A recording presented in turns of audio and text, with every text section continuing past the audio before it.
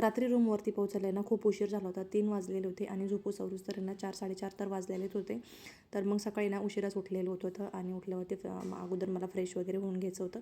इथे ना रूमला छान अटॅच बाल्कनी होती. मस्त खालच्या लोकांचा आहे ना नाश्ता वगैरे चाललेला होता आणि माझं ना काम होतं सोनिकाकडे. त्यांची रूम खाली होती आणि आमची वरच्या फ्लोअरला होती. तर ह्यावेळेस आमची रूम लांब होती दोघांची पण. तर माझं काम होतं त्याच्याकडे जाऊन आले आणि नंतर आहे ना ब्रश वगैरे करून फ्रेश झाले आणि नंतर मग चेकआउट करायचं होतं आम्हाला. तयार वगैरे झालेलो होतं आम्ही. नंतर गेलो डायरेक्ट मंदिरामध्ये. सकाळी सकाळी जर आलेलो असतो ना तर एवढी गर्दी नसती, पण आता ना खूप जास्त गर्दी झालेली होती आणि इथे फुलं वगैरे घेतले देवासाठी आणि नंतर ना ही लाईन दिसते ना, ही खूप लांबपर्यंत लाईन आहे. आता आम्हाला इथून त्या लाईनपर्यंत जायचं आहे आणि अजून पण जास्त लोक येत जात आहेत लाईनमध्ये ना, तर त्याच्यामुळे खूप जास्त लाईन मोठी झालेली आहे. नंतर मग आतमध्ये गेल्यावर आम्हाला वाटलं जास्त काही लांब नसेल मंदिर, पण आतमध्ये गेल्यावरती पण ना खूप जास्त लाईन होती आणि जे हे असे कठाडे असतात ना तर ते सगळे भरलेले होते. इकडून जेवढे होते ना तेवढेच पलीकडच्या साईडना पण होते. आणि इथला महादेवाला आहे ना पुरुषांनी शर्ट आणि बनियान काढून दर्शन करायचं असतं. आमचे दर्शन वगैरे सगळे झालेले होते आणि नंतर ना आम्हाला नाश्ता करायचा होता. भूक लागलेली होती खूप, कारण की सकाळपासून चहा पण नव्हता घेतलेला.